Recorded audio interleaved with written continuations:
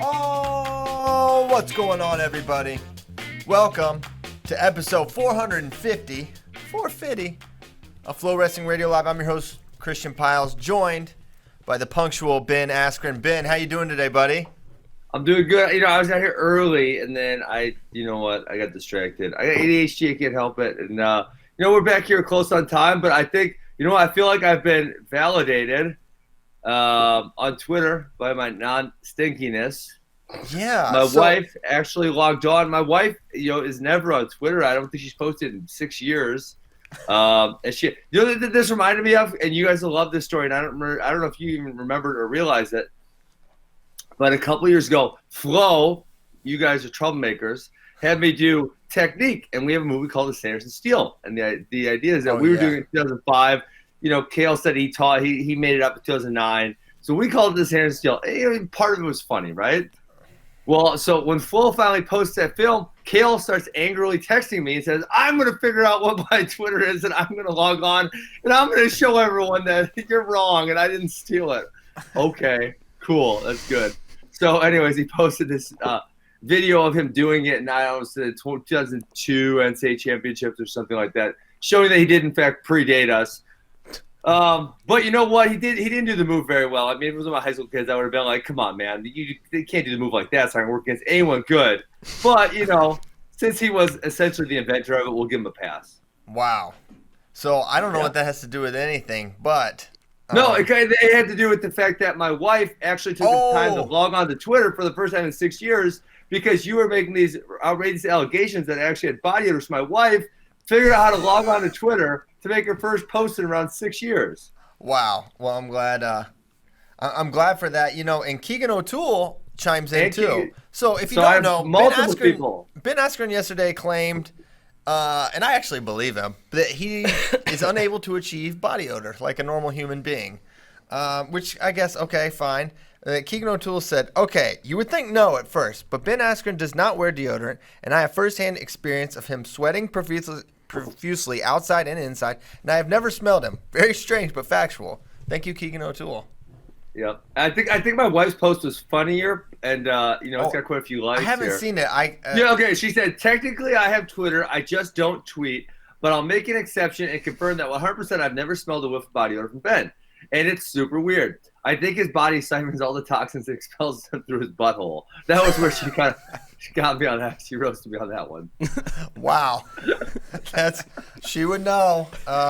So Amy is our expert witness on there. So yeah. Congratulations, Ben. That is big.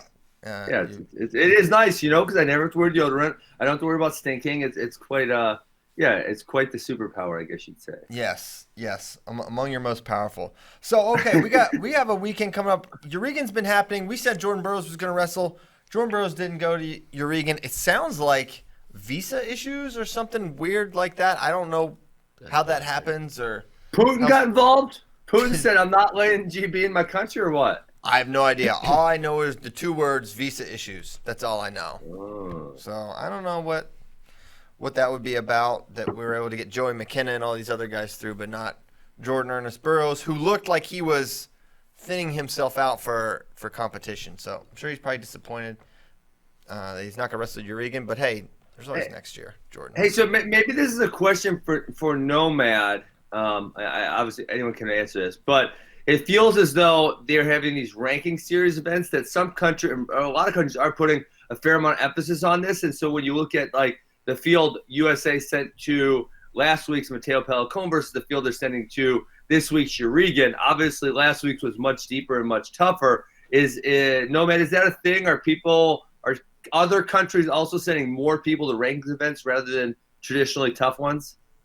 Yeah, I would say the general theme over the past few years is kind of a divergence of, okay, these countries are focusing on ranking series, and these countries are kind of just staying the course and going with whatever thing is important to them. Obviously, in Russia, Urigen's tremendously important, so it's back to the Urigen that we all know and love, which is like 30 guys in a bracket, 24 of whom are Russian.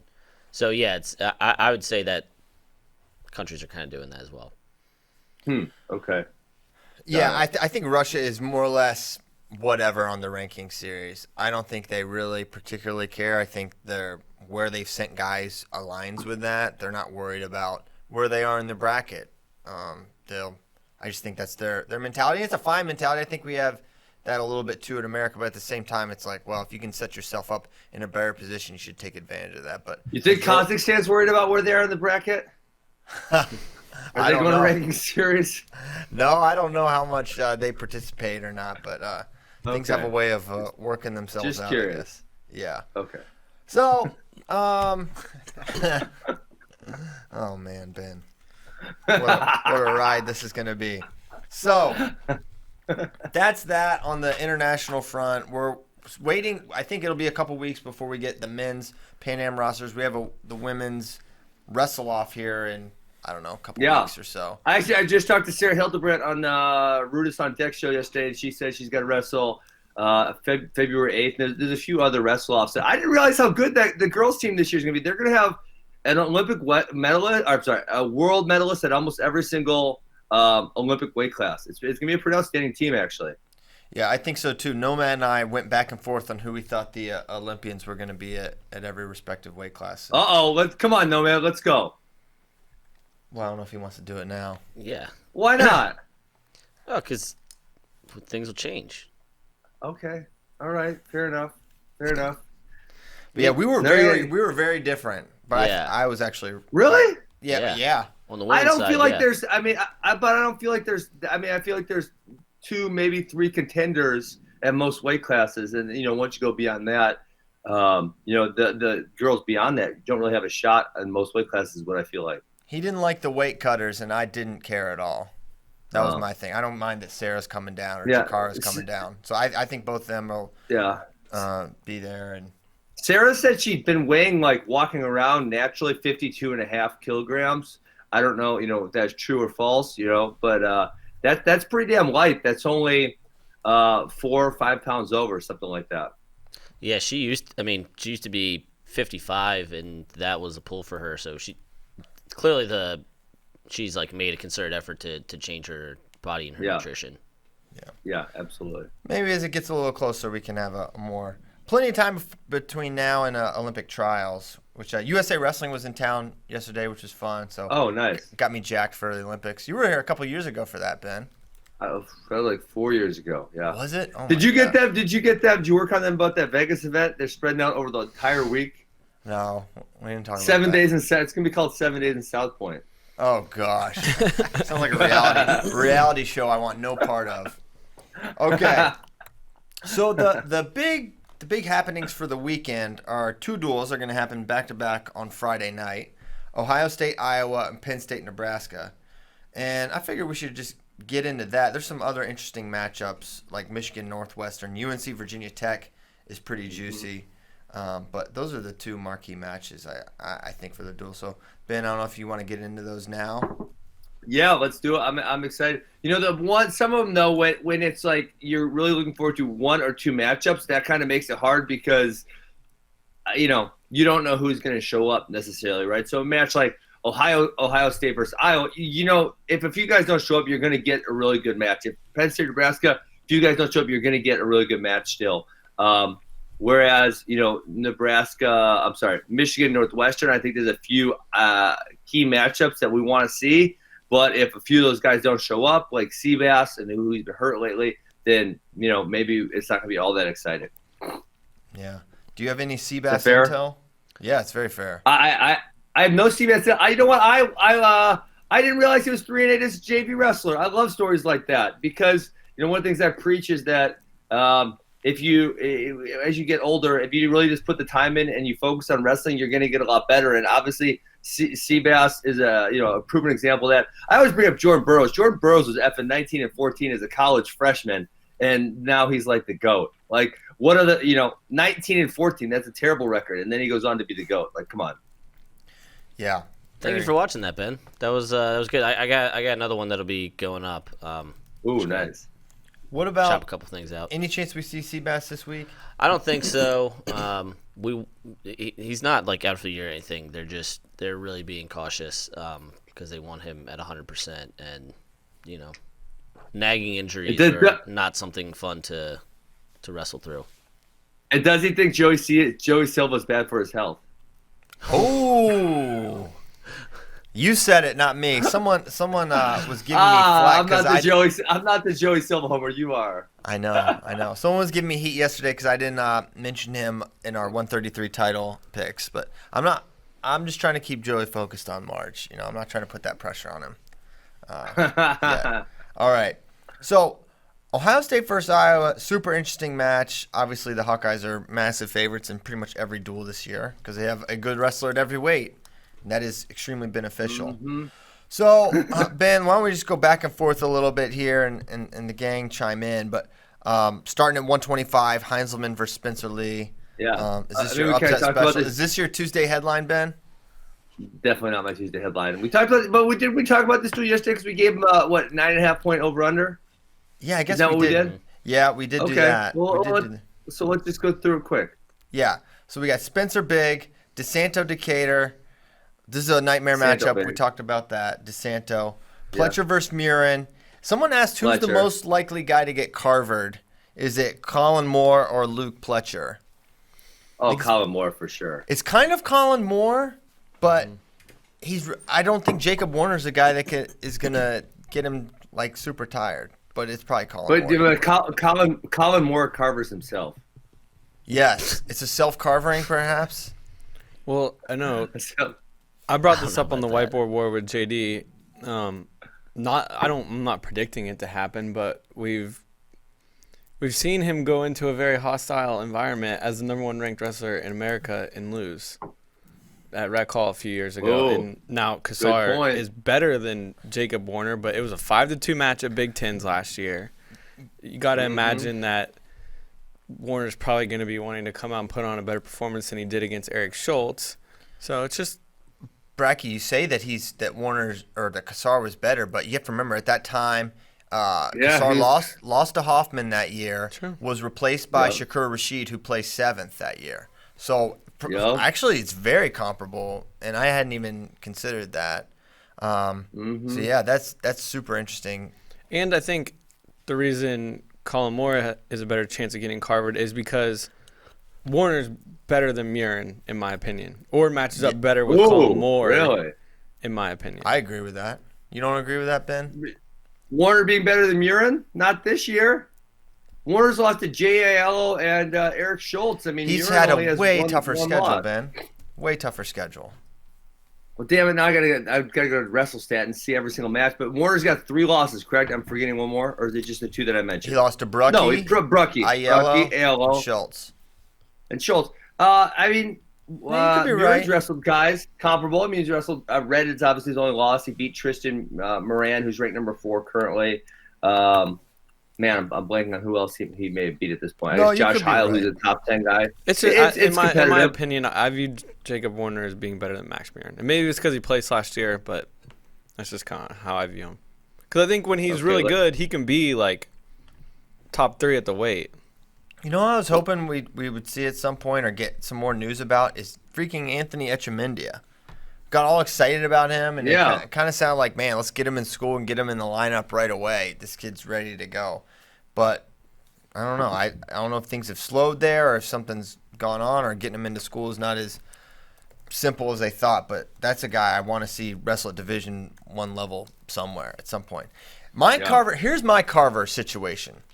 And it's not your traditional carvering, but I can see this. Sasso catches a cradle, is up 6-0, and Lugo chips away, and the crowd's insane. Hot start, and then Lugo runs him down at the end. That'll be a very quintessential carver thing, even though Sasso is maybe the on-paper underdog, even though he beat him last year. I think that is has the most carver potential for me. I don't know.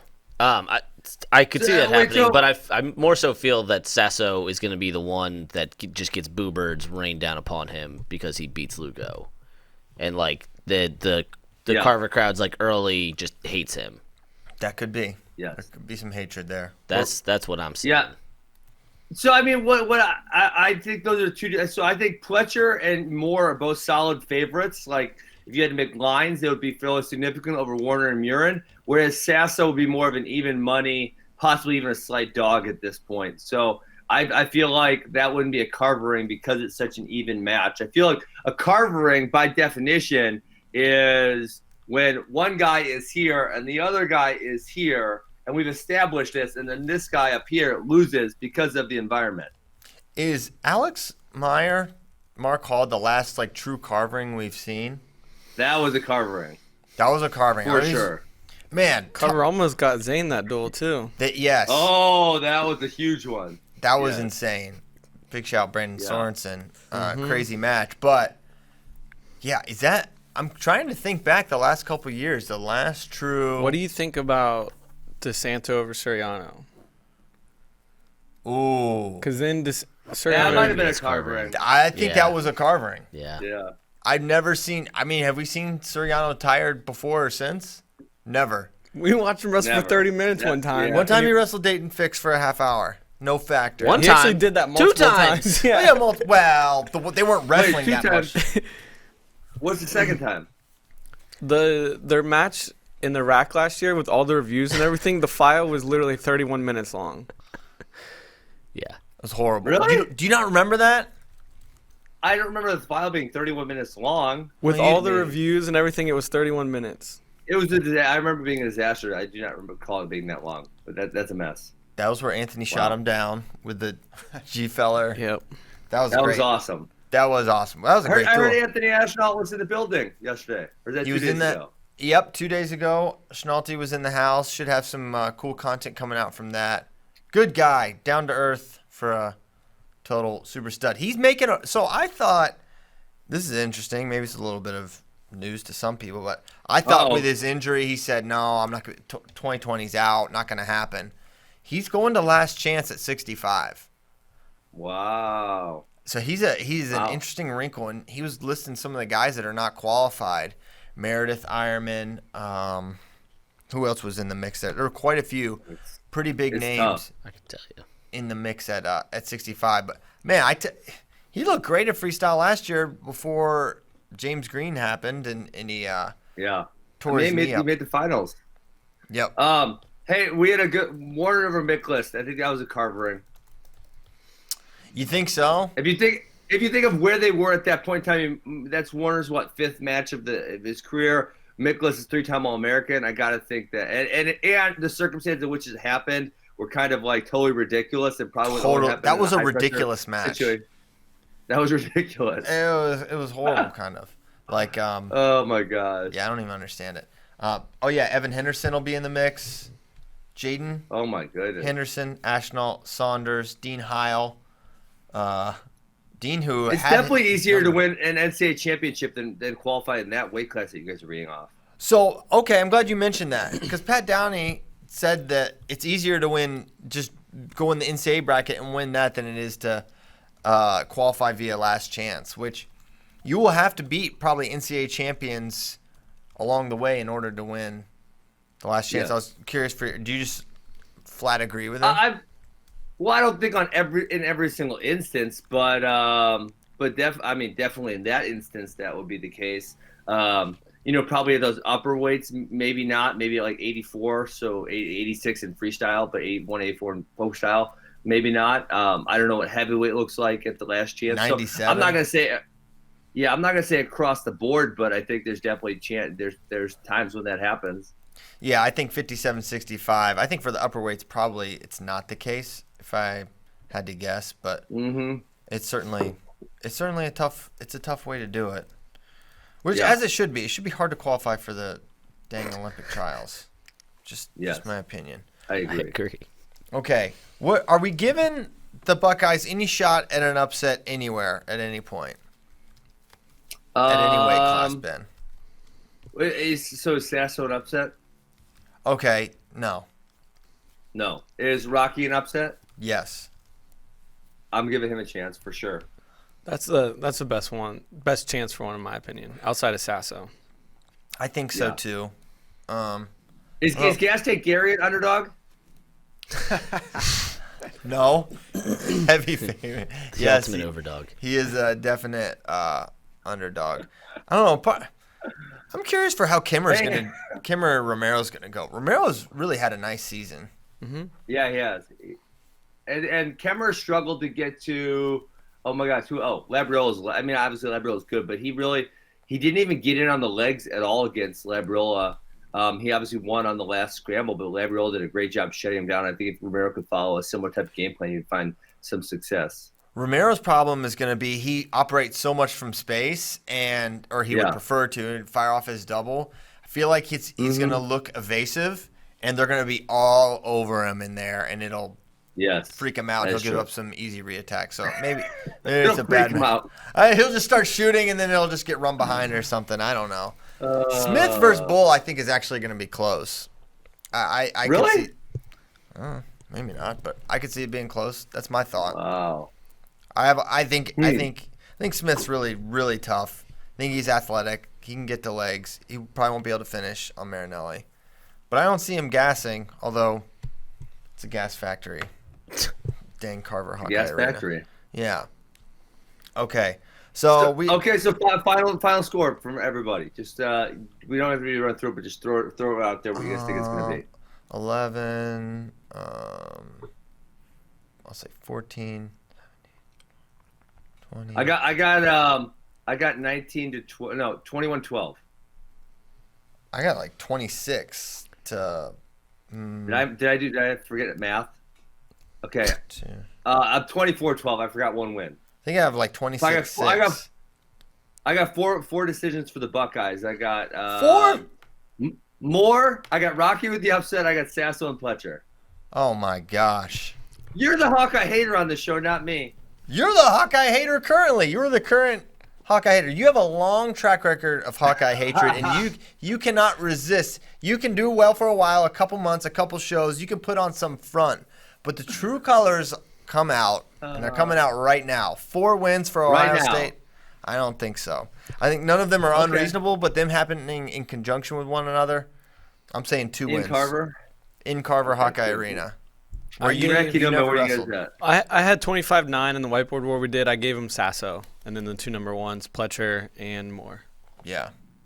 25-9 is what I came up with. Man. Wow. And then I gave a pin to Spencer and a major to DeSanto. That's fair. I gave dueling techs. Dueling techs, 10 points. Yeah, absolutely could be. It could get really ugly. 33. Yes. Yeah. I was nice to Decatur there. I'd warm up Dylan Kuntz. All right, Penn State, Nebraska. I'm just saying, for his own preservation. Penn State, Nebraska. People forget the time Logan Stieber didn't wrestle Tony Ramos there. That was a calamity. Like, so many people went to watch that match. I don't know why that came to my mind. Who did they wrestle? Dude, I still haven't seen. I have no idea who that guy was, but he was like he. So it was going to be Stieber versus Ramos. Ramos was on fire this year. He was like pinning everybody and having it was one of his better years. I don't know if it was the year he beat J.O. or not, but I think it was the year he lost to him in the finals. Regardless, doesn't matter. It was the big showdown, and everyone was talking about was Stieber Ramos and Carver, Stieber Ramos and Carver, and then no Logan. It was no Logan. There was fury online, and I'm sure in Carver Hawkeye, and from Tony Ramos, and Tony beat this guy, and then he was like trying to get himself teched. He was like on all fours and was like kind of like facing his body towards Tony so he could get like more takedowns so he wouldn't get pinned. It was quite a scene. Oh my goodness. All right. Now, Penn State versus Nebraska. This is at Nebraska, right? Yes. Yes. The house that Burroughs built. This is going to be a really interesting duel. While I think Penn State matches up actually pretty well because like 2 of Nebraska's best wrestlers, Nick Lee and Vincenzo, will be going up against Isaiah White, or 2 of you know what I'm trying to say. You know what I'm saying. Are you trying to rule out Chad Red? I'm not trying to rule it out because he has beaten Nick Lee before, but I'm saying you don't want your best wrestler hitting one of their best wrestlers, and that's what happens here. I mean, why don't we get into it? Let's start with the marquee match, Brandon Meredith versus Alex Thompson. I don't even know who to pick here. I know that's what, but this is why. And here you go. This is my dual thing. It's like this match is gonna have as much weight as Chad Rednick-Lee. Unbelievable. But here, let's go. It's a team competition. Everybody. It's not a team sport. Wrestling is not a team sport. If you have 11 people on a football team and 2 of them are really terrible, you're going to get exposed where you are really terrible. Wrestling is not a team sport. Oh my God. Then we shouldn't have dual meets. Yeah, then we should have dual meets, Christian. Just cancel that dual meets. That is what you're saying. Any match that's in a dual meet that is like not a top ranked matchup we just. But comparing an 11-on-11 football game where you use your team to exploit a thing has nothing to do. That is team. That is strategy. It's like you're just wrestling guys. It's not a team sport. I mean, it's inarguably not a team sport. A dual meet is literally a team competition. Literally. Yes. That's what it is.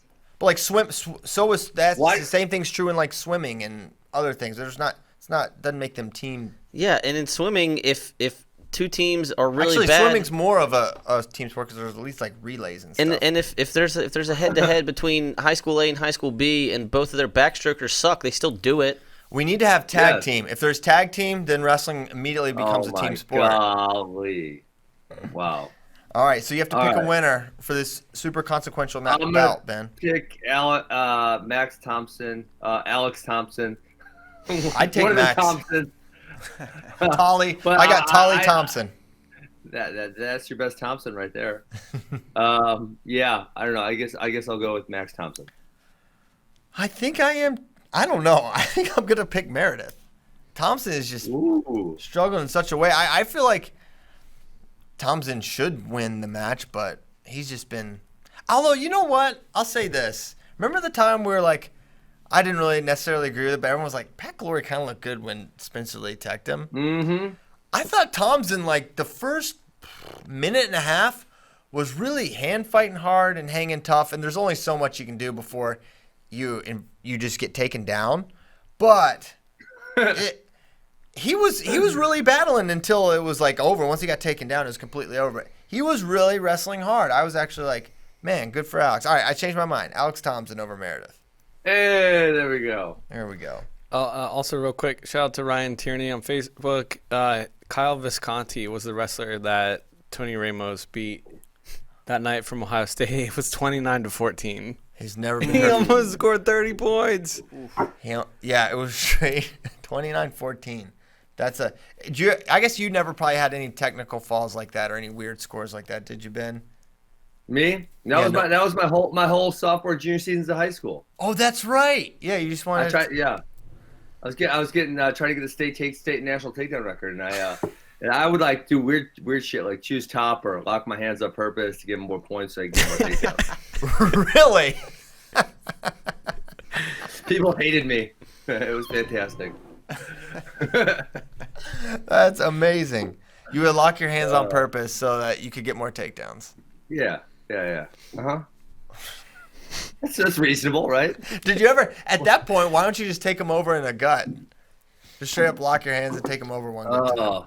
I wasn't that creative, but I did, a couple times choose top, lock your hands, give them another point, that. Make sure you let them go at the end of the period so they get another point, that kind of thing. Do you have the record?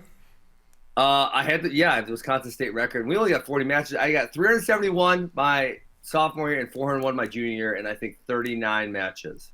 Wow. So I was getting a lot of takedowns. Jeez, I can't even do the math. What about your senior year? I decided I wasn't going to do that anymore, and I just tried pinning people. Man, all right. You must have been a treat to coach. It's like, what are you going to do? Take them down or just pin them? All right, 133. What do we think about this one? Roman Bravo Young versus Ridge Lovett. Lovett looked good.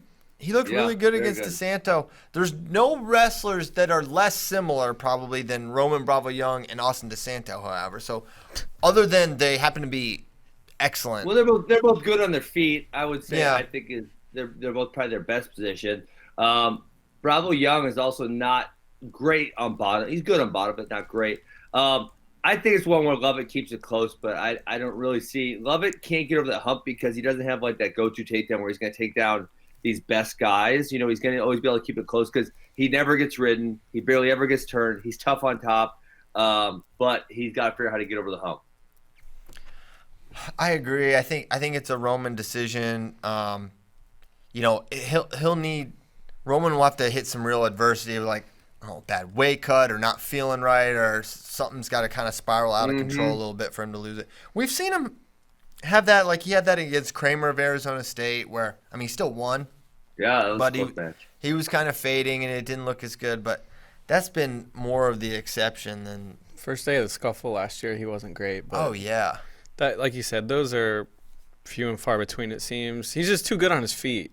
Yeah. For Lovett, and Lezak did give RBY problems at NCAA's on top, but I don't know if Lovett can do that again. Yeah, and also Lezak was. Yeah, Lezak's next level. Yeah, Lezak's better than Lovett was on top, at least last year compared to this year. Yeah.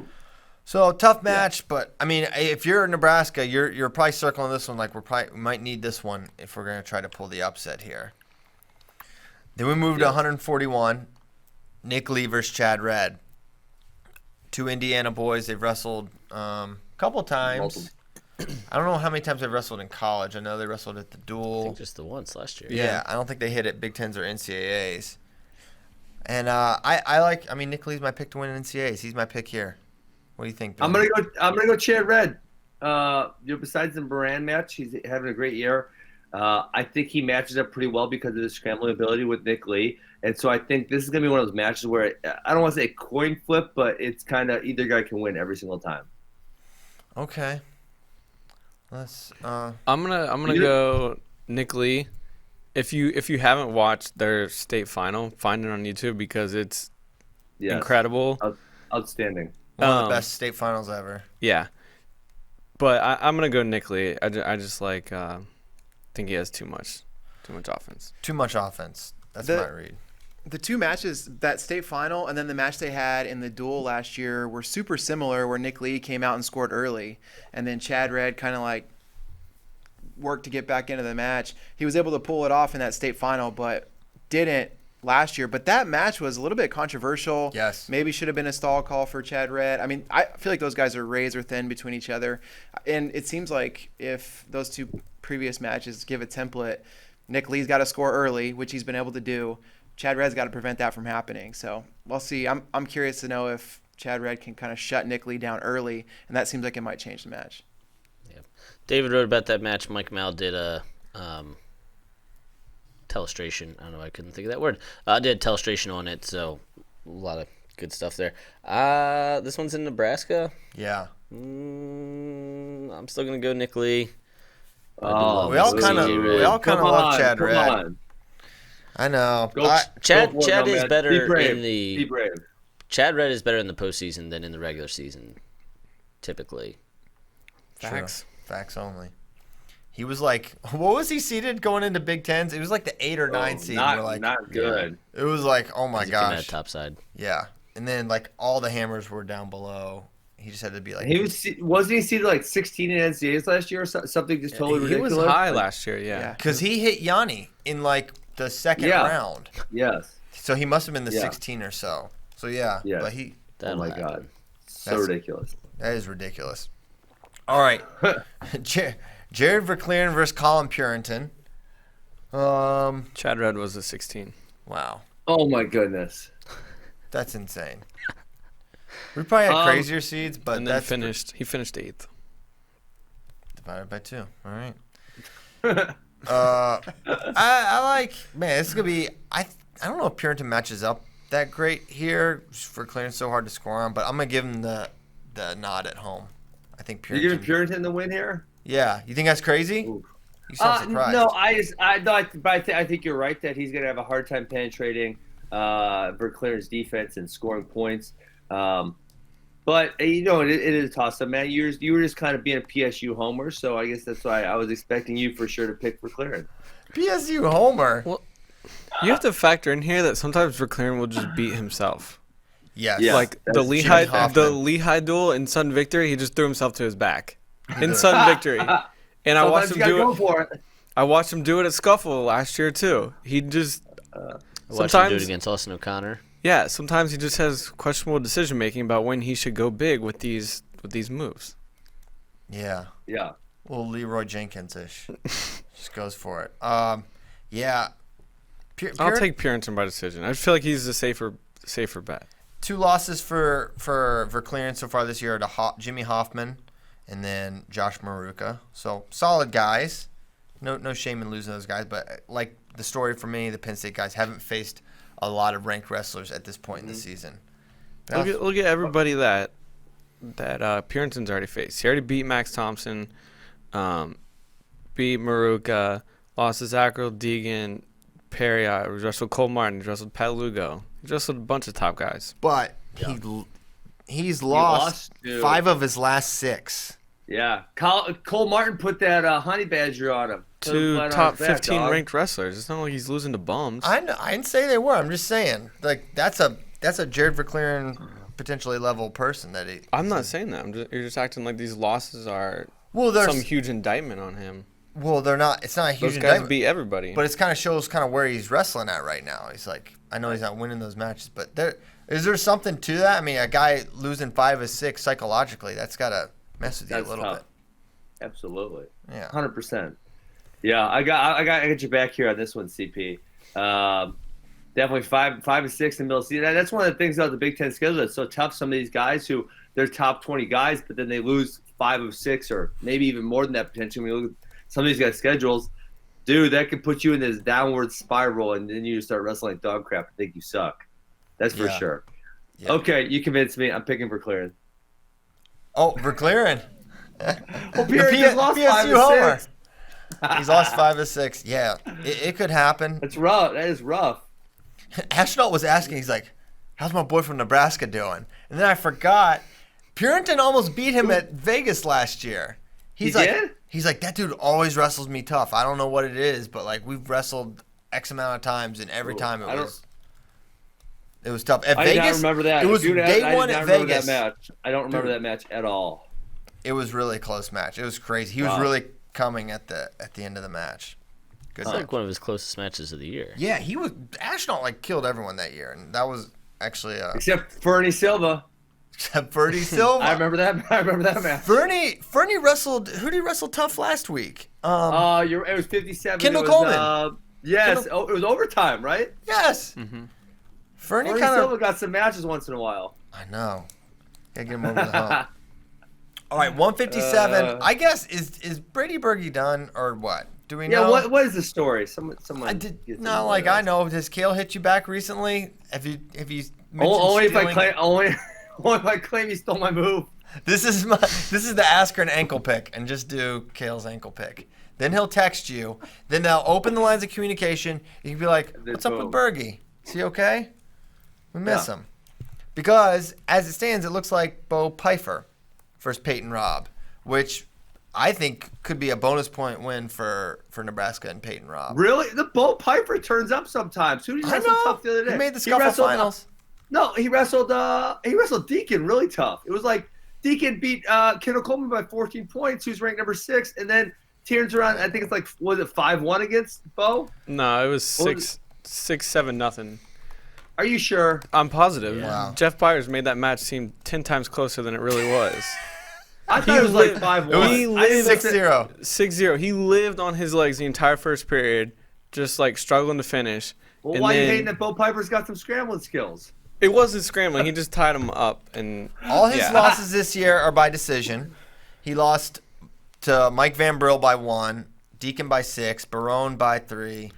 But Peyton Robb likes to turn people up, and he's got big move potential. He can go feet to back. And that's what he's trying to do to Caleb Young right out the bat. Yeah. Did you guys love him locking up the headlock, and then they were like circling, and I'm like, oh my, is Peyton Robb going to try to headlock him in the first 5 seconds to cover Hawkeye? This is a man who's trying not to get covered. He's trying to throw a headlock in the first 7 seconds. It's fantastic. I love it. I like watching Peyton Robb wrestle. Yeah, he was a lot of fun. And he's not ranked very high, but I feel like he hasn't really gotten a chance to wrestle very many ranked guys. So we'd probably see him climb as they get later into the season with more opportunity. But I like him here, regular decision. As I was saying, That Deacon match was not that close. He got it right away in the second period, took him down, rode him out the entire second, and then rode him out the entire third and got a turn at the end. I want to say, like, when I turned it on, I remember it was only 3-0 and it was the third period. Yeah, he turned him late and got riding time. Okay, well, don't be mad because Bo Piper's wrestling him tough. We're not mad. It's just okay. I got 6-0 loss. You got Piper. Peyton Robb in overtime. 0-2. Okay, I think a comfortable decision for Peyton Robb, but I think he's got that feet to back potential that Nebraska could potentially need. But I got him here. Okay, we don't even have to do Chinzo versus White. It's going to be a close match if Chinzo Joseph wins. That is written into wrestling law. Yep, I agree. We have no control over that. Either do Chinzo or White, for that matter. I think Chinzo is like 4-0 against him in college and has not scored a takedown in regulation. It's all either rideouts or overtime. And Chinzo always beats him. It's like the same match every single time. NCAA sudden victory 3-1, 2-0 in the duel last year. There wasn't a takedown and there. 4-2 in sudden victory 2 in Cleveland. Yep. Yeah. Wow. That was wild. So yeah, no regulation takedowns. That was crazy. But still wins the match. Yeah. He just knows how to get it done. Cleveland was crazy because, he was in on some shots there late against Chinzo. That was a quarter. And then he drops down. You go from that close to the semis against the returning champ, and then he lost to John J. Chavez in the round of 12 and DMP'd. Like, what a roller coaster of emotion there. But yeah, how can you pick anything but Chinzo here in this spot? Even though White's been coming out and getting first period takedowns. Yeah. Even if he did, I would still say Chinzo will figure out a way to do it. White getting away from Chinzo, I think, is problematic. And we saw that against Marinelli. He had a hard time getting away. Well, and it's also weird because in high school it was all Isaiah. They wrestled 3-4 times, and then in college it's been all Chinzo. It'd be like that sometimes.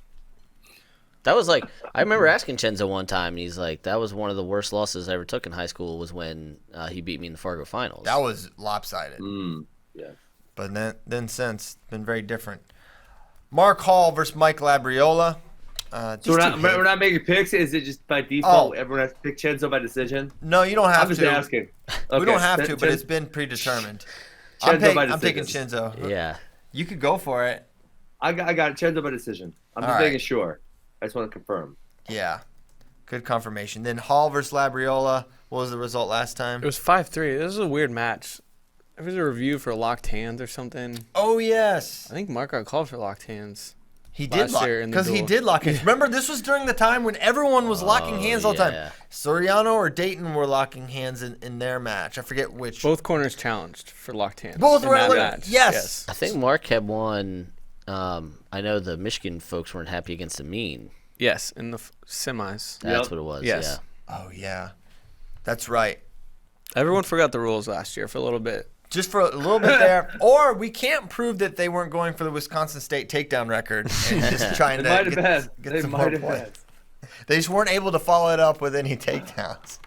So I've got Hall in another one. I don't see Labriola able to get a takedown. And even if he did, I don't feel like Hall would be able to figure out a way via top wrestling or a takedown of his own. I think this is a tough matchup for Labriola. Yes. Yeah, same. Mark Hall decision. Hey, I have my volume off, but tomorrow is Logan Stieber's 29th birthday. So nice. Hey. I don't know how he graduated college like 3 years ago. No, he graduated 2015. 2015. Hater. That's only 4.5. How's he so old? Yeah. You're doing the math now.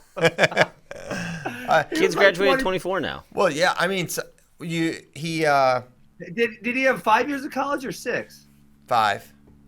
He remember, he came out as a true freshman at 25, got hurt, redshirted that year, and then 4 years after that. Dog, he was old then. Yeah, I think he was also winning when he was young. He was like 19 and a half when he graduated high school. Man, maybe. Just doing the math on that. I was still 17. Jeez Louise. I told you that Mikey Labriola took down Mark Hall last year. Whoa. Was that the amazing double? It was a nice reattack. That's got what him moving. Yeah. Interesting. Oh yeah, nice little fake. Little ankle pick. Yeah. That's pretty nice. Was that the possum duel though? No, that was Wisconsin. That's right. It was Wisconsin. Tell them what possum duel means. Oh yeah, so because I think Iowa's was Indiana, where the team trains through the duel, and then we're like, why do they look so bad? And then it's just like, oh, because they trained through, and it just happened to be the training cycle was against a good team as opposed to, a team they can blow out. Possum duel. Okay, we get that trending. All right, so good trick. We all got hauled there. Wisconsin people were really mad at you, Christian, for the turkey sandwich wrestler comment. P.S.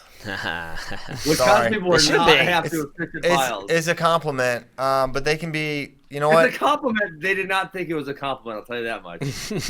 I said everyone likes a turkey sandwich. Listen, what do you want me to say? He's filet mignon. They're upset with you. They're very upset. Who's upset? The whole Wisconsin, it's the message boards. They are not happy with Christian Piles. Oh, the message boards?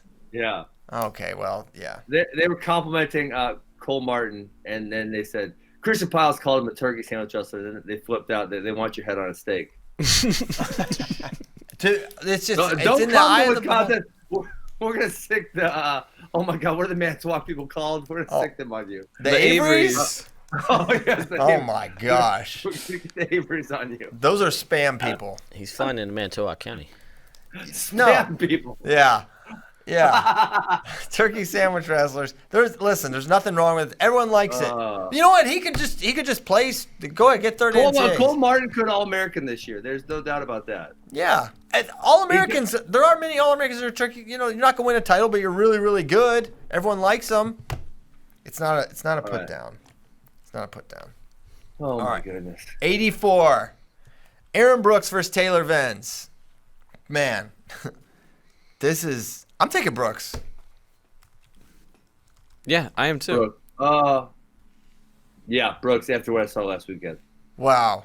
All right, now are we getting caught? Now I'm wondering, are we about to fall in a trap? I avoided the JO trap last week. Am I getting pulled into a recency trap with Venz? Well, Venz is like Kyle Moore. He's so up and down. You never know what to expect out of him. I mean, he can wrestle at one point with Zahid, who you guys gave the Hodge to, or he can lose to a true freshman who wasn't undefeated in high school last year. I mean, come on. So, I mean, when you look at Aaron Brooks and Abe Assad's high school careers, they're not very equal. I mean, Aaron Brooks was just so phenomenal. And so you'd think that if Abe could beat him, Aaron Brooks can beat him also. But Venz he's all over the place. This is a trap. Taylor Venz. This is a trap. I almost fell in it. I took a step. I said, wait a second. Why are all these ropes hanging from these trees here? Why are these leaves covering this net? I'm going Venz here, Brooks in the postseason.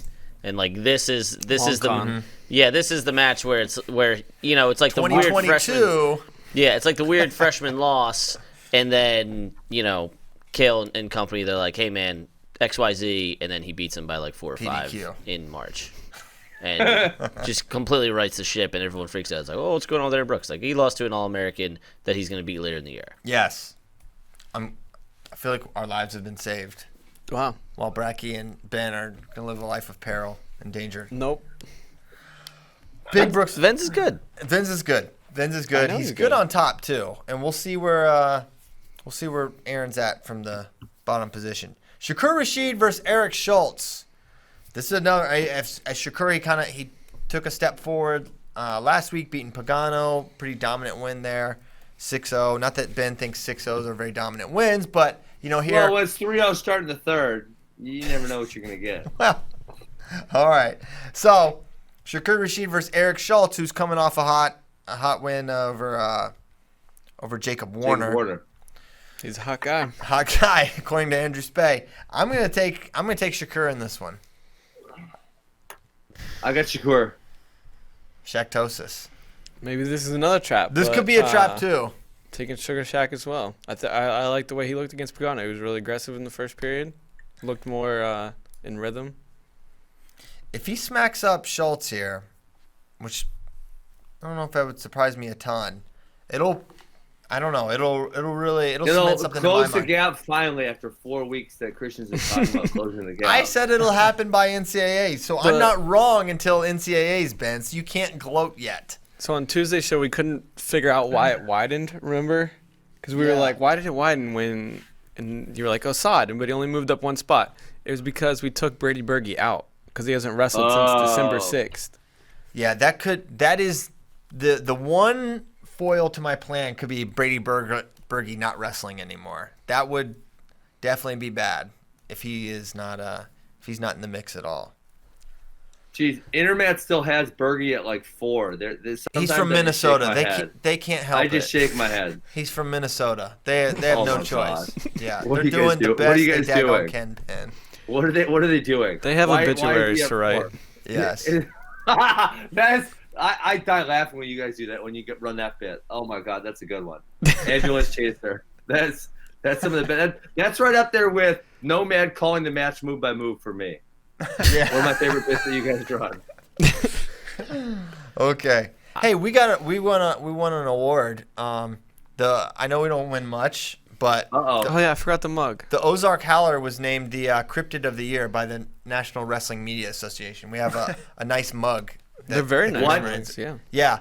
So FloWrestling won Website of the Year somehow, and there you go. we got these really nice mugs with our names on it, and then they threw in an Ozark Howler mug for who won Cryptid of the Year.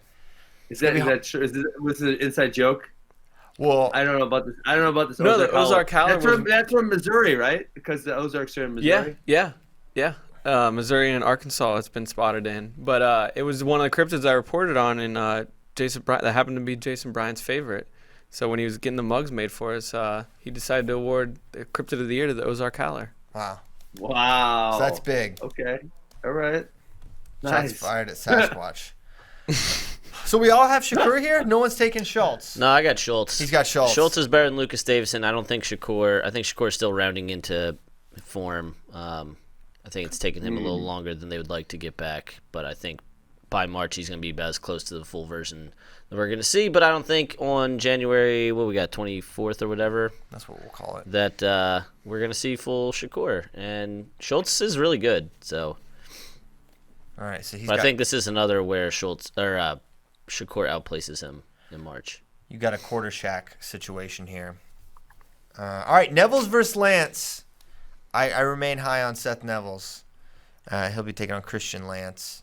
And I think it'll be Neville's by decision here, Ben. Your thoughts? Well, let me ask you, where did Christian Lance come from? Because I don't ever remember him hearing his name, anything. And now he's like, he's not great, but he's a turkey sandwich wrestler, for what it's worth. Wow. You do not want to raise the ire of Nebraska. But he's a worse turkey sandwich wrestler than Cole Martin. Cole Martin's 3-time NCAA qualifier. Yeah. 1 match is there. Christian Lance has not been to the NCAAs to this point. No. Man, okay, so what's his background? He transferred from Fort Hays State.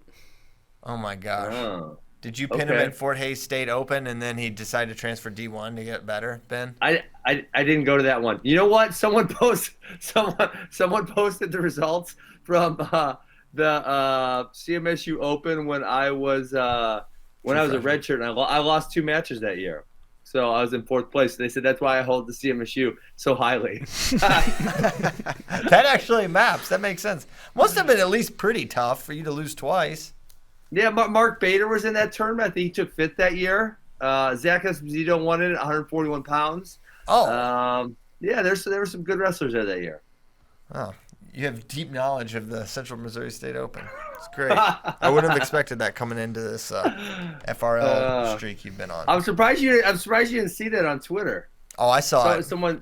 Oh, you did see it. Okay. Yeah, I saw it. Someone got it. Tagged me in it.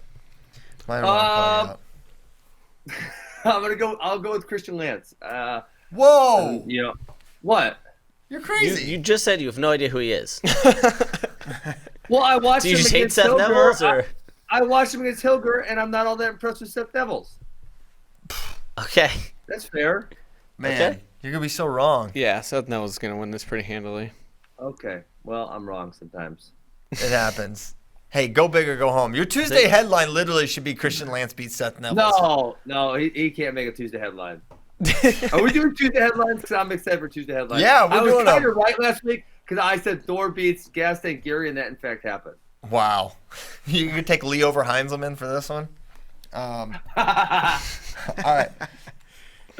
Some other duels. I don't know, Bracky, do you have like lineups or anything we could talk about? Think of them off the top of our head. Yeah. Do you want to talk UNC Virginia Tech here? Some of the bigger matches. Kennedy McFadden. Right? Yeah. Yeah. Sorry. I had. Did you have a Quincy moment? Do you guys think that's a thing? You think it's a thing? I think Kennedy could take him down, but no, I'm not ready to. McFadden, 7 minutes. I would be surprised if McFadden lost. I mean, McFadden can have down performances, but Kennedy hasn't put it all together this year. The match I would be excited to watch is Andonian and O'Connor. Ooh, I would be excited to watch that. I would have been excited, but Andonian. He did just lose to Hunter Richard. I did not get to watch the match. It was 8-7. But I don't know. I like what Andonian is capable of, and then just it's a good gauge to see where he is. Yes. Against I don't think he's really hit anyone of O'Connor's eliteness yet. Andonian's wild. You guys, hold on. You freaking Flow people. Oh, here we go. You're pissing me off. You guys all acted like I was such an idiot for picking Christian Lance. And your own website, Christian, your name is on these rankings. Someone brought that up today. Has him ranked 5 spots higher. That you guys have him ranked 5 spots higher. Rankings are not predictions. Rankings aren't predictions. What do you got to say for yourselves? I don't have anything. I told Andrew Spade to take my names off of that, and also, whatever. Maybe that could be the accurate ranking, right? Spencer Lee's unranked to start his true freshman year, but things happen. Oh my God. Well, Neville's doesn't have his best win is Luke Luffman right now. Yeah, you can't. Who's unranked? You can't just throw him in there. He's a true freshman. All right, this might be my Tuesday headline. Ben, I'm so incensed that you're calling us out that I'm gonna walk off the show. Nomad. You're probably over there helping Spay out also. You and Spay. It's bullcrap, Ben. Nomad, he's legit leaving. He's leaving. He's doing. This is one of those things where Nomad goes on a trip.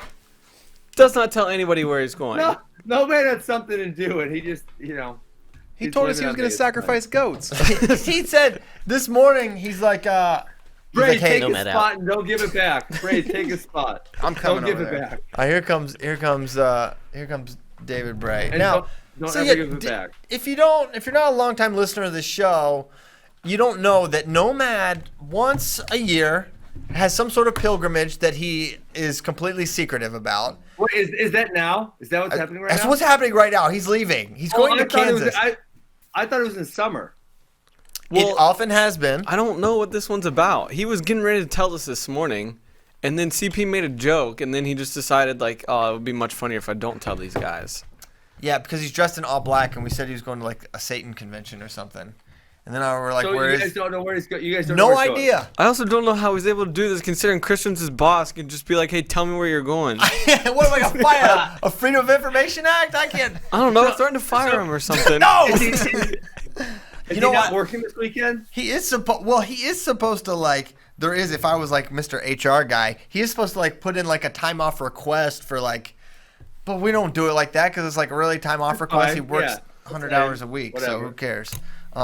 So I'm not going to be I'm sure he will do some work wherever he's at. Yeah, he's going to do some work. Between goat sacrifices. But then why don't you just geo-track his location? What, do you put a tracking device on him? That's actually a good idea. I'm sure you guys have it. Find my iPhone. Maybe I will. iPhone. He doesn't have an iPhone. The idiot has an Android. Yeah, he's got an Android. It's so easy for him to go off the grid. And, of course, he doesn't have, his Twitter locations like some Twitter users. Yeah. So I checked his Google Calendar. Because sometimes flights, when you book flights, they'll get connected to your calendar. It did not, so I don't know what he's doing. The guy's good. You know what? I'm thinking, so this new Trip Actions thing, if he booked his flight in Trip Actions, you might be able to see it. Or maybe we can use Lindsay. Why would he go to Kansas? I don't think he's going to Kansas. I think I think he's got a girlfriend there or something. I think that's the gimmick. I don't think he's too into titles or labels. I don't think he wants any sort of label. So, yeah, we don't know where Nomad is. So when does he show up again? I'm sure he'll be back Monday. I don't know.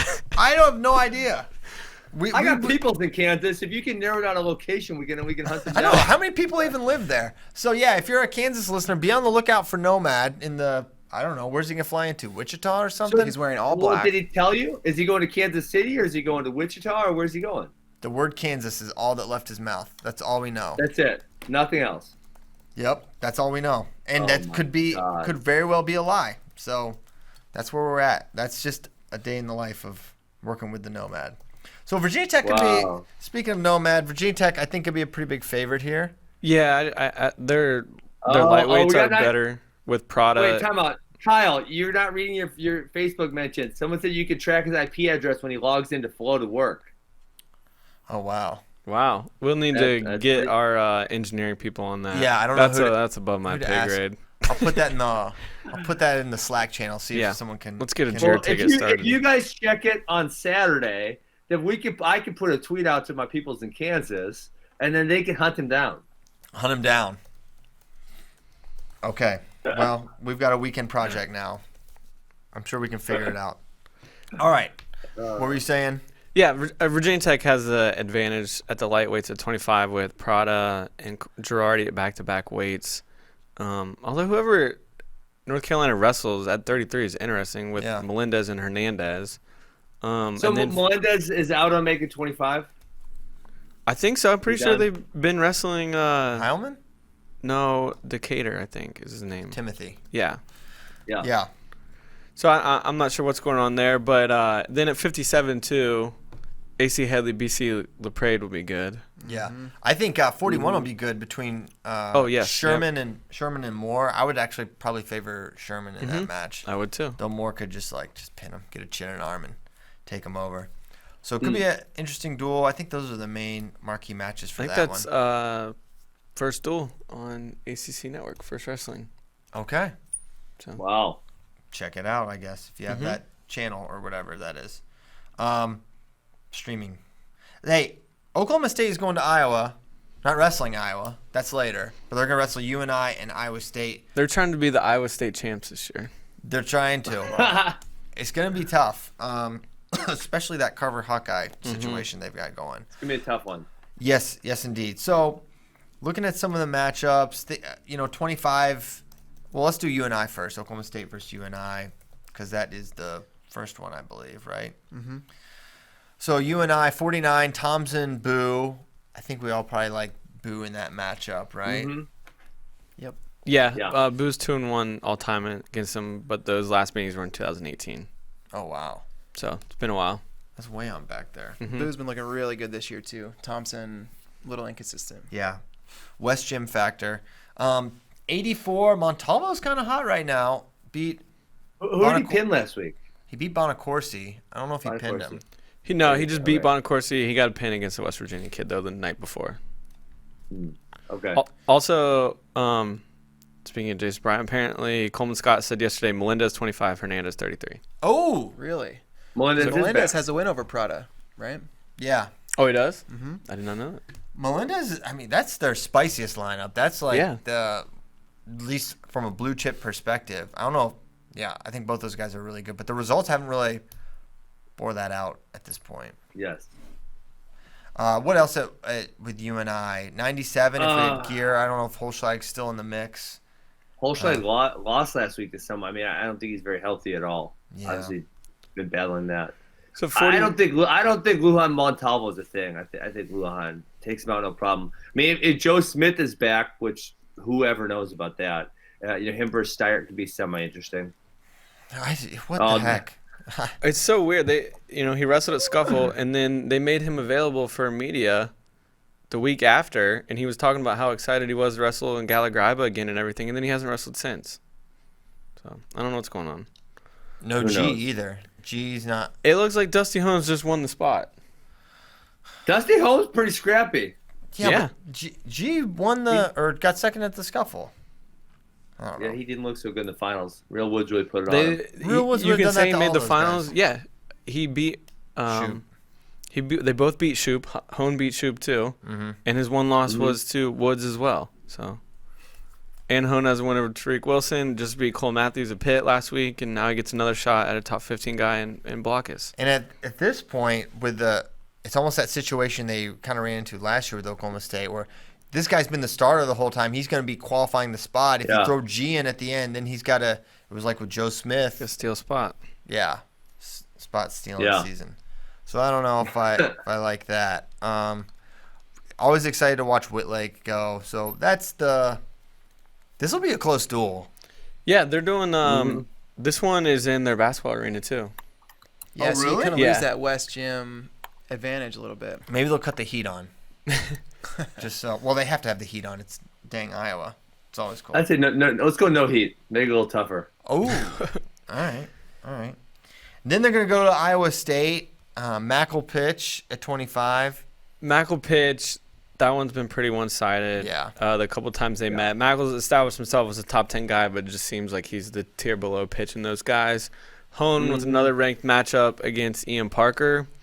And then at 57, a couple sons of legends. Wyatt Sheets, David Carr. Whitlake Straw will be good, even though Straw's not ranked right now. Still a very solid guy, Big 12 champ. Montavo, Marcus Coleman. And Dakota Gear, Joel Shapiro. So a lot of ranked matchups for the Cowboys this weekend. Yeah, tough weekend. Back-to-back days, Saturday, Sunday. I almost thought about doing this because I'm writing an article on their tough weekend. Oklahoma State has to lead the country in like quickest turnarounds between duels. This is like 17 hours apart. They're wrestling at 7 p.m. in Cedar Falls Saturday night, and then it is 3 p.m. in Ames the next day. They did that earlier this year with Drexel Lehigh in back-to-back days. I know they did it last year once. Last weekend they did weigh-ins 24 hours apart, but they got to stay in Stillwater. So it's interesting how they schedule. The only thing they need to do next to really amplify is like make it be like one of them's at Oklahoma State, the other one's at like Princeton, like back-to-back days. Who did that? Who did that this year where they wrestled two different teams the same day, but two different locations? Was NC State. Did Binghamton and Cornell. State, right? Cornell. Well, a lot of those EIWA schools do that on Saturdays. They'll wrestle really? They'll wrestle at like noon because the schools are so close, and then they'll go somewhere and wrestle at like 6 p.m. that night.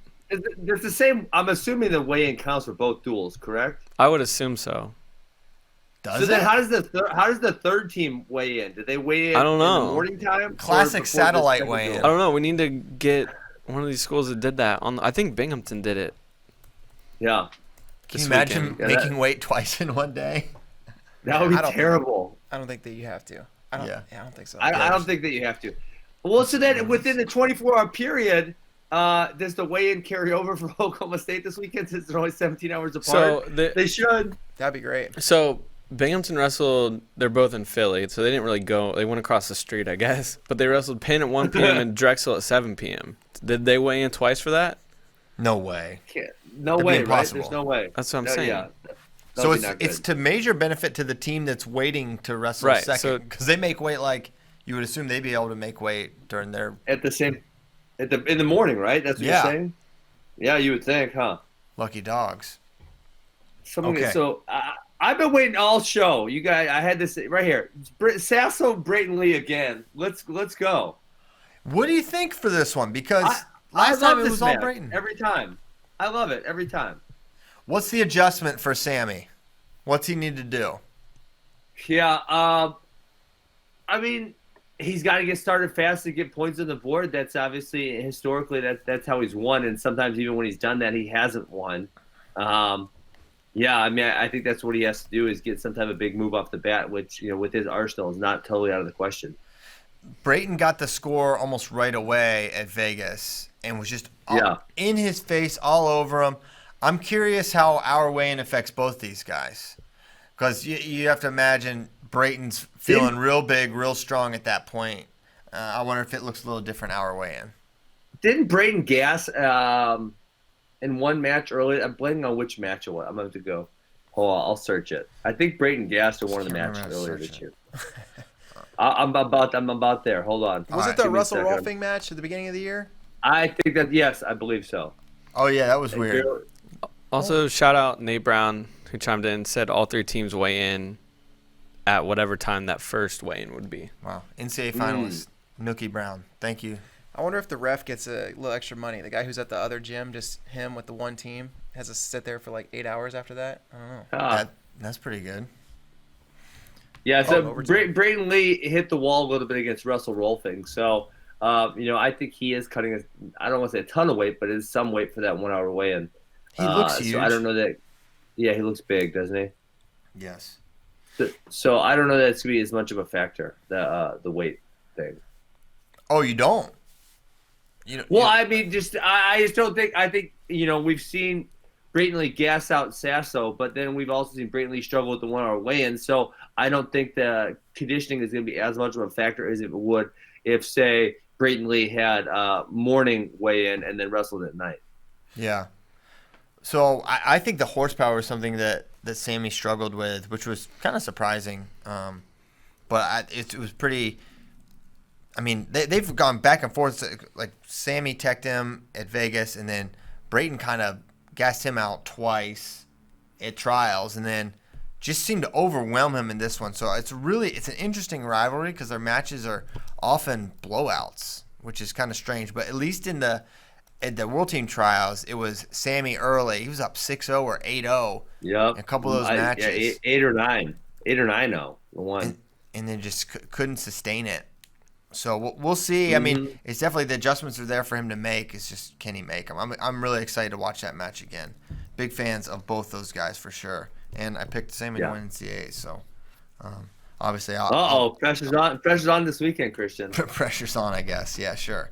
So that's that duel. Ohio State, Minnesota. Any other big matches in that one?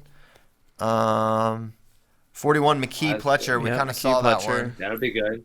Well, Gabe will be back to take on Gas Tank Gary. Wow. We'll know if the Gas Tank Gary effect is real if Gable doesn't take the mat. That will be. Gas Tank Gary's got 1 and 2 this weekend. Oh boy. Big weekend for him. 1 and 3. Bring the diesel, baby. Yeah, he might need the diesel. Yeah, Cast at 3. Paris is 2. Paris at 2. Yeah. Okay. Skatska Romero. Oh yeah. It's fun. That's a good one. Big opportunity for Romero. Big weekend for Romero. Yeah. Holy cow. Minnesota's 157-pounder is named Ryan Thomas, which is kind of a Freaky Friday situation with Tom Ryan. Wow. Is that going to be a factor? That could be a huge factor, actually. And the fact that he's wrestling at the weight class his son wrestled in. Yeah. He could think that is literally his son and help him. What if it is? Well, he has a different last name. That would be confusing. How tall is Nomad? How tall is Nomad? Nomad, I would say, is 5'7". Okay. About 100. Nomad once claimed, he's like, yeah, I weigh like 125 pounds. And we're like, what? I don't think so, man. And then he got on the scale. He was like 145, 146. We're like, but he's like, I don't know. I haven't stepped on a scale in 10 years. I was like, well, okay. But you just guessed like you hadn't gained any weight at all. Are you putting out an APB? Yeah. Okay. Yeah. That's good. This is amazing. APB. Yeah, check out the Flow Sports or Flow Wrestling Twitter. Yeah, he's working on a pretty solid tweet right now. Oh, okay, want to get some questions from friends here? Well, you got to choose the headlines.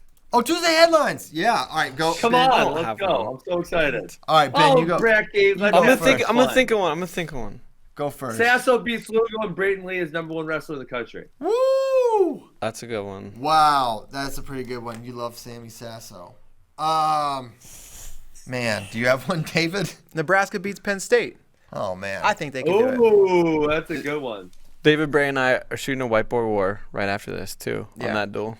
Yeah, man. We were texting about it last night. I'm telling you, Nebraska can win this, and I might pick them to do it. Oh my gosh. Do you have one? You go. No, I don't have one. We all have one. We all have one. Dang. It'll come to me. Let's do some questions, and one will come to me organically. Yeah, do some questions. All right. Because I really have been thinking about it. I really don't have anything that audacious. And also, every time I do one, the other person doesn't even show up. I predict someone to do something audacious. They don't even. You should predict someone to not show up, Christian. Okay. Who's going to duck? Duck season. What's the biggest match? Gable versus Gas Tank Cable Ducks, Gas Tank Gary. What's the biggest match of the week? I don't know. I'll come back to it. Ohio State. Ohio State's the biggest match of the week, right? Biggest individual match, though. I'll come back to it. Sasso Lugo. Yeah, that's the one I'm most excited about. All right, so no Pat Lugo is my Tuesday headline. No Lugo. Oh my god! Shout out Jaron Glosser, and they tried out Jaron Glosser, and Glosser beats Sasso. There we go. It's a very elaborate Tuesday headline. Will Tony Cassiope give Gas Tank Gary fuel pump issues? I think so, Eric. I think it's gonna be a tough one for our guy. That's a good question. I think so. Yes. This is something you need to be aware of, Ben. Gene Parmesan. Oh, what? Over under 7.5 people who tried to smell Ben Askren at the NCAA tournament. Way over. Oh, they better not. I'm gonna defend them. I had this one dude at the U.S. Open. Oh God. You guys know the U.S. Open. We were walking it's downtown Fort Worth, and he's across the street. He goes, "Hey Ben, can I come get a picture?" I said, "Sure, no problem." Right? And so he comes over. He's got his camera in his one hand. So I think, okay, do the hand on the shoulder. He's gonna take the selfie picture. Right? So I do this, do that, because he got the camera, and the man gives me a hug. And I'm like, oh God, I should have let this dude inside. I should have done an alert like. He gave you a hug? A grown man just gave you a hug. I want to, oh my God. Don't hug me, please. You're like, we ain't like please that. Stop hugging me. How many people have hugged you in your life, Ben? Well, so now next time I'm going to do this, to do the picture, and they're going to smell my armpit. Yeah. So now you really got to keep it Wes Wesley style. Yes. The Wrestling Quarter thinks you're just cutting a really good Defense soap promo. Could be. Is Zeb Miller involved? Well, that would be worse because I don't need Defense soap because I don't stink. But you have had skin issues. Only ring. I've never had impetigo. I've never had staph. I've only had many, many, many cases of ringworm. Probably somewhere in the neighborhood, I don't know, 250 or so. You can probably guess. So many worms. That's chronic ringworm. I think that's not as many as my brother. Max has more ringworms though. Okay. Definitely more. Dang. So what you lack in stink, you make up for in very vulnerable skin when it comes to ringworm. Ringworm. Yeah, that's fair. It's just ringworm. Just put some cream. It's gone. No big deal. Whatever. It is no big deal. Okay, we already talked about the easier to qualify Olympic trials by winning NCAAs. Which team would you pick as the most likely to win a team trophy in the future? Iowa State or North Carolina, Ben?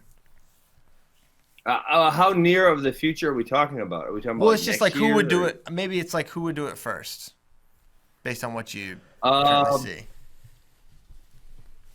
Let me think. Okay, we got David Carr. We got who else? Gomez. Ooh. Well, Gomez might not be back. Oh man, that's a tough one. I don't want to give a terrible answer because I don't want to look. I'll say Iowa State, but I would like to really look in depth at the rosters. I think, and I don't feel like either of them are that close to getting team trophies. I don't either, but that's just my feeling. I think Iowa State with they have a guy like Carr and Gomez. Although with 3 years of Austin O'Connor, if he's a national champion, you don't need a ton around him. Actually, I'm gonna change it. I'm gonna say North Carolina. I think it's North Carolina. Now you got me searching the rosters and they've got what? What'd you say? In the roster? Oh, I thought Bray said something. I'm searching the rosters right now. I need to know who they got. I was thinking they got the tags coming in. Feels like tags, those guys can score some points. Monday's gonna be there 2 more years after this, I think. So yeah, they're gonna be. Yeah, man. I just looked through Iowa State's. I just looked through Iowa State's roster. I'm going North Carolina now. All right, there it is. The Iowa State besides David Carr, they don't have one guy on there that I'm like, oh yeah, he's gonna challenge for a title, and you need some really high placing guys. All right, I'm changing my answer. North Carolina. Okay, I changed first.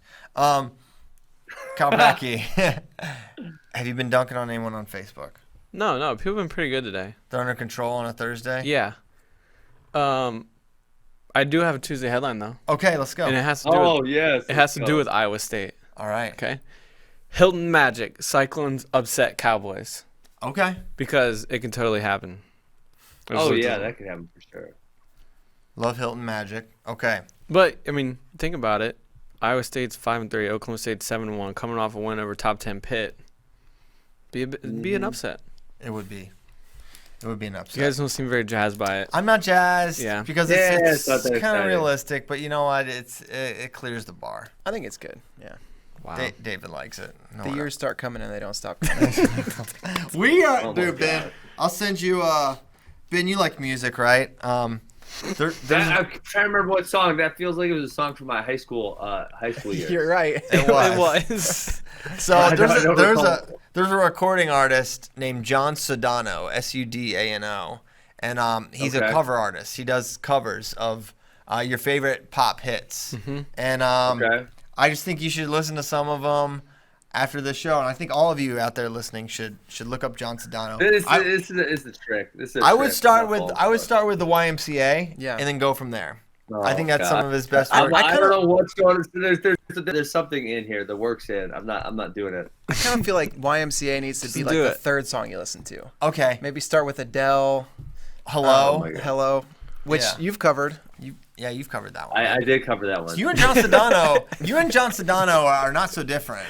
Although I bet in the body odor situation, it's not a close competition. Someone says you don't have body odor because of deficiency with your ABCC11 gene. Oh. Well, I don't know. Someone called me Asian earlier, and they said Asian people don't smell. Or Koreans. I saw that. I can't comment on that.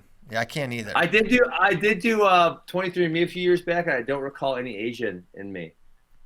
Yeah. I don't think so. I would have probably guessed that too.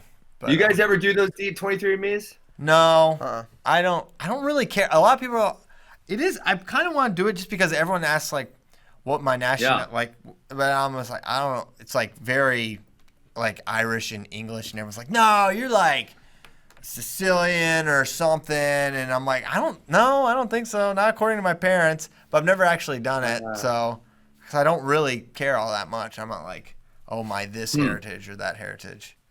Interesting. Maybe I have nothing exciting except I think I was in the 99th percentile of Neanderthal genes, so I thought that made a lot of sense. That's why you're like unbreakable.